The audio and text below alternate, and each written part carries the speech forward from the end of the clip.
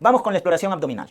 Recordemos la actitud fetal. Recuerden que la actitud fetal se define como la relación que hay entre las diferentes partes fetales, ¿ya? Esa es la definición de actitud fetal. Y contiene los siguientes componentes, ¿ya? La situación, que es la relación que hay entre el eje fetal y el eje de la madre.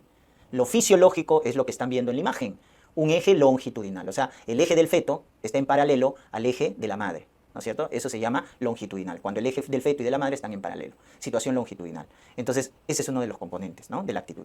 El otro que les han preguntado por ahí, presentación. La presentación es el polo fetal que está en la pelvis. ¿Qué polo fetal está en la pelvis? Lo normal, lo fisiológico es lo que estás viendo en la imagen. La cabecita del feto está en la pelvis. Entonces, cefálico, ¿verdad? Cefálico. Porque si estuviera la pelvis sería podálico. Entonces, acá estamos viendo lo normal, ¿no? Una situación que se define en función de la relación del eje del feto con la madre, lo fisiológico es longitudinal, la presentación es el polo fetal que está en la pelvis, lo fisiológico es cefálico, y el dorso. El dorso lo define, perdón, la posición lo define el dorso del feto, ¿correcto? El dorso del feto define la posición. ¿Cuándo? Cuando la situación es longitudinal, como estás viendo. Entonces, ¿para dónde está mirando la espaldita del bebito? El dorso. Está mirando hacia el lado izquierdo, hacia el flanco izquierdo de la madre. Por eso, entonces, la posición es izquierda. Si estuviera la espaldita mirando al flanco derecho de la madre, sería posición derecha, ¿correcto? Entonces, la posición, ojo, cuando la situación es longitudinal, lo determina el dorso, la espaldita del bebito, ¿correcto? Entonces, eso tienen que acordarse. Por lo tanto, recuérdense entonces, la actitud fetal es la relación de las partes fetales, pregunta de examen, relación de las diferentes partes fetales. ¿Y cuál es la actitud normal? Flexión, ¿no? Por eso cuando decimos posición fetal, todo flexionado, pues brazos, piernas, cadera, etcétera, todo tiene que estar flexionado. Esa es la actitud fisiológica. ¿Cuáles son los tres componentes de la actitud? La situación, la presentación y la posición. El famoso SPP, el SPP. Entonces tú tienes que acordarte qué dice cada uno. Situación es relación de los ejes, presentación es el polo fetal que está en la pelvis, posición, si la situación es longitudinal, lo determina el dorso. Y el SPP más frecuente es esto, lo que están viendo en la imagen, longitudinal, cefálico, izquierdo. Longitudinal, cefálico, izquierdo es más del 90% del SPP de los embarazos, ¿no? Por eso a veces cuando ni examinabas a tu gestante ya le ponías en la historia clínica el SI, ¿no? Porque era lo más frecuente, lo más típico, ¿ya? Pero siempre hay que evaluar, porque nos podemos encontrar con ciertas variaciones, ¿no? Por ejemplo, en la situación la variación es, lo normal es longitudinal, pero ¿cuál sería lo anormal? Que esté transverso. La presentación normal es cefálico. ¿Qué sería lo anormal? Podálico. La posición, ojo, les dije que dependía de la situación. Cuando está longitudinal como el gráfico, el dorso determina la posición. Pero pregunta, si a ustedes les dicen que la situación es transversa, o sea, el bebito está en transverso, ahí el que determina la posición es la cabeza fetal. Datito, ¿ya? Cuando está en situación transversa, el que determina la posición ya no es el dorso, es la cabeza fetal. Entonces, si la cabeza está mirando al flanco derecho, será dorso, posición derecha, y si está mirando la cabeza fetal al flanco izquierdo, será posición izquierda. ¿Se dan cuenta? Entonces, eso ténganlo presente. Y justamente la evaluación de la actitud fetal del SPP lo hacemos con las maniobras de Leopold, a partir de las 26 semanas en adelante. A partir de las 26 semanas de gestación, evalúas tu Leopold, ¿correcto? Entonces, ¿cómo evaluamos? Evaluamos con la primera maniobra, que me voy al fondo uterino, ¿no? Es la exploración bimanual del fondo uterino, donde vas a obtener de primera instancia lo que es la altura uterina, porque puedes calcular la altura uterina, y de manera primaria la presentación y la situación, pero no la estás confirmando, solo es presunción, ¿correcto? Presunción de la presentación y la situación con la primera maniobra. La segunda maniobra te determina la posición, doctores, segunda maniobra, posición, pregunta de examen, ¿ya? Porque como voy a los flancos, voy a los lados, en la maniobra de Leopold, en la segunda maniobra de Leopold, voy a los lados, voy a determinar, ¿no? Lo que es liso, regular, esa es la espaldita del bebito, y lo que es irregular son los miembros fetales. Entonces, con esto determino el dorso y veo dónde está el dorso, ¿no? Si está a la derecha o está a la izquierda. Entonces, con la segunda maniobra confirmo la posición del feto. Con la tercera maniobra ya confirmo la presentación. Con la tercera maniobra confirmo la presentación.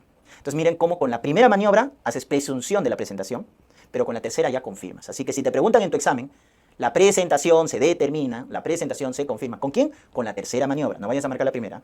La primera solo es presunción. En cambio, la tercera es la que te confirma la presentación. Y la cuarta es el encajamiento. La cuarta maniobra de Leopold te determina el encajamiento. Pregunta de examen. El encajamiento es cuando el vértex o el diámetro biparietal llega a las espinas ciáticas, ¿no? Está encajado cuando llega a las espinas ciáticas. Entonces, eso se determina con la cuarta maniobra, ¿ya? Muy bien. Doctor, ¿y la situación? ¿Con quién la confirmo? La situación se confirma con la segunda maniobra, ¿correcto? Con la segunda maniobra. Entonces, la primera es presuntiva de la presentación y situación, pero no confirmas nada con la primera maniobra, ¿correcto? Es presuntiva. Con la segunda maniobra sí, confirmas tu posición y también confirmas tu situación con la segunda maniobra.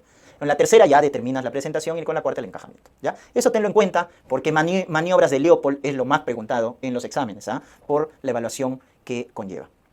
Tenemos la variedad de posición. La variedad de posición va a ser determinada según el punto de referencia, ¿correcto? Entonces, ¿cuál es el punto de referencia? Cefálico, es nuestro punto de referencia fisiológico cuando el feto cefálico está de vértex, entonces mi punto de referencia va a ser llamado occipucio, ¿correcto? Entonces, la presentación normal hemos dicho que es cefálico, o de vértex también llamada. Entonces, cuando es cefálico de vértex, mi punto de referencia fisiológico es el occipucio.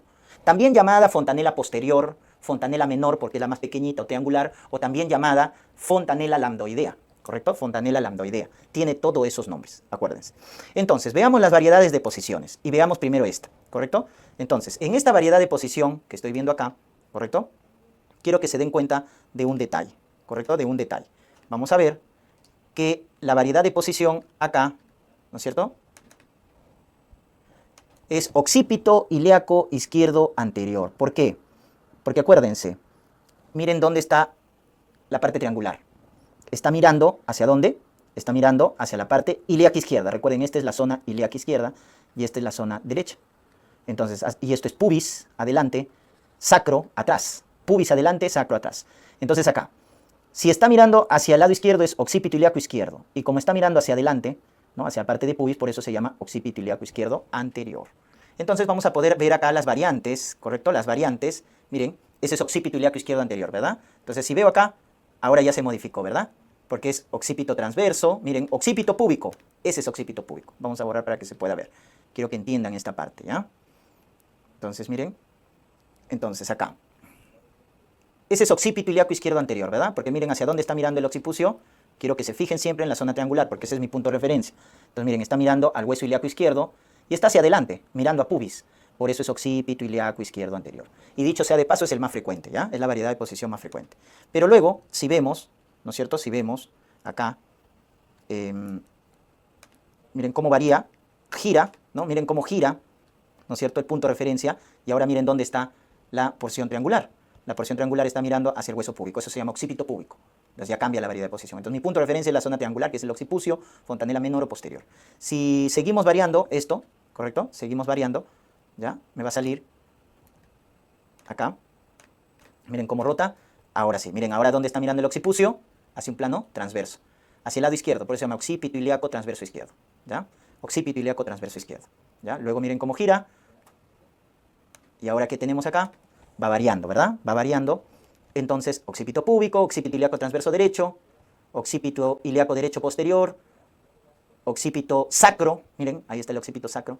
Entonces, ahí han visto cómo puede variar, ¿no es cierto?, las diferentes variedades de posición, ¿correcto?